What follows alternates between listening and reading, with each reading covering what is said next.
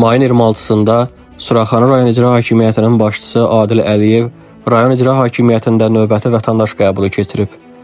Rayon icra hakimiyyəti başçısının aparatının inzibati binasında baş tutan qəbul zamanı rayon rəhbəri, müavinlərin, şöbə müdirlərinin, rayonun idarə, müəssisə və xidmət sahələrinin rəhbərlərinin iştirakı ilə vətəndaşlara qəbul edib və onları narahat edən məsələlərlə yaxından tanış olub, müraciət və təkliflərini dinləyib.